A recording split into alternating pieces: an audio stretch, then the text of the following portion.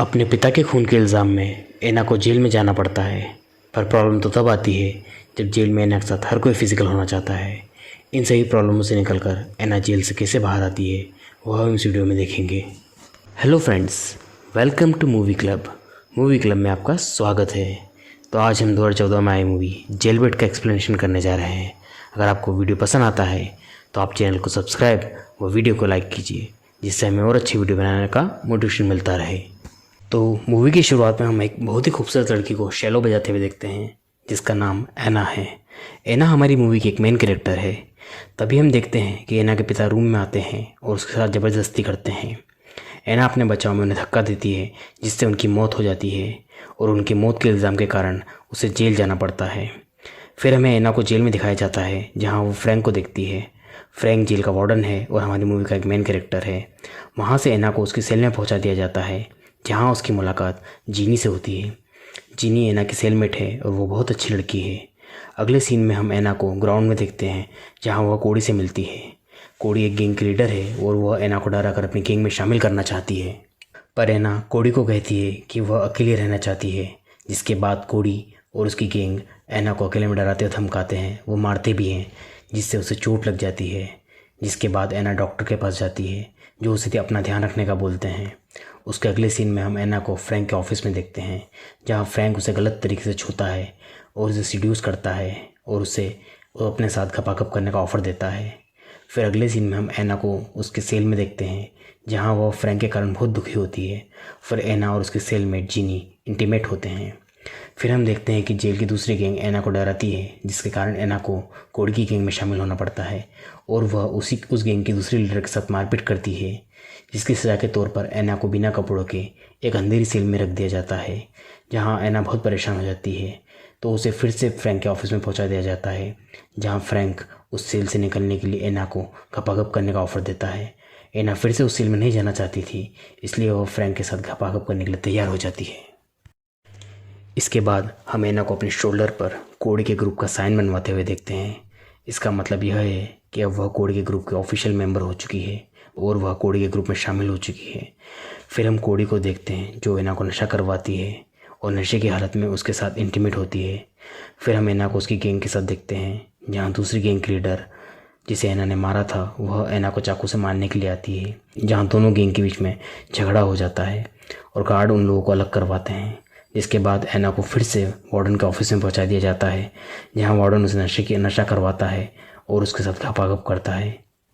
एना वह करना तो नहीं चाहती थी, पर फिर भी एना को फ्रैंक के साथ इंटीमेट होना ही पड़ता है। पर इससे परेशान होकर एना नशा करना चालू कर देती है और वह कोड़ी से भी झगड़ा कर लेती है। मूवी के अगले सीन में हम देखते हैं कि दूसरी गैंग की लीडर एना को बहुत मारती है और उससे जख्मी कर देती है, जिसकी वजह से वो हॉस्पिटल में पहुँच जाती है। उसके बाद हम देखते हैं कि एना रोज़ बहुत नशा करने लग जाती है और फिर से दूसरी गैंग के लीडर के साथ मारपीट करती है। फिर हमें एना की सेल का सीन दिखाया जाता है, जहाँ कोड़ी उसे नशा करने के लिए रोकने के लिए आती है, पर उसका एना से झगड़ा हो जाता है और वो वहाँ से चली जाती है। उसके बाद जब एना फिर से नशा करने जाती है, तो कोड़ी उसे रोकने की कोशिश करती है, जहाँ एना बहुत बड़ा हंगामा खड़ा कर देती है।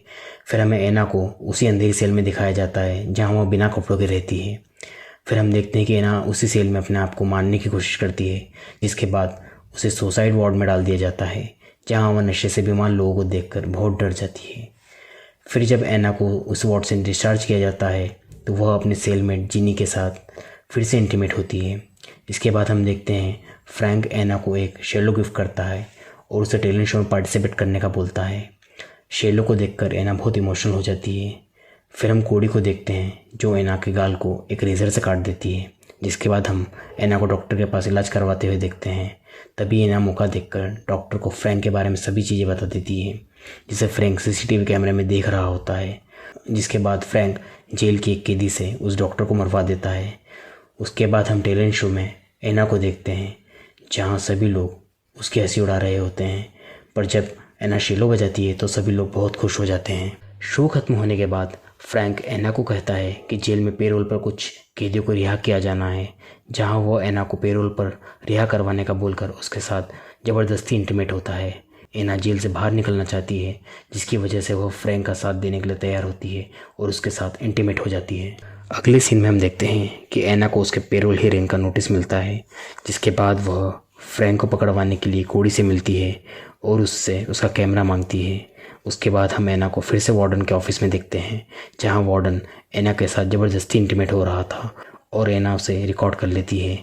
अगले सीन में हम एना को पेरोल काउंसलिंग के सामने देखते हैं, जहां फ्रैंक काउंसलिंग को एना की पेरोल को रिजेक्ट करने का बोलता है। यहाँ हमें पता चलता है कि वार्डन एना को एक्चुअली में जेल से रिहा नहीं होना देना चाहता है, क्योंकि वह एना के साथ बार बार इंटीमेट होना चाहता है और अगर वह एना को पेरोल पर रिहा कर देता है तो वह एना के साथ फिर इंटीमेट नहीं हो पाता। इसी कारण वह एना को धोखा देता है। पर जब पेरोल काउंसलिंग एना की एप्लीकेशन को रिजेक्ट करने वाली होती है, तभी एना उन्हें रोकती है और अपना और फ्रैंक का वीडियो बताती है, जिसके बाद काउंसलिंग मेंबर वार्डन को गिरफ्तार कर लेते हैं और एना को जेल से पेरोल पर रिहा कर देते हैं और एना जेल से रिहा हो जाती है। मूवी के अंत में हम देखते हैं कि एना शेलो का परफॉर्मेंस दे रही होती है और वह वहाँ पर बहुत खुश होती है।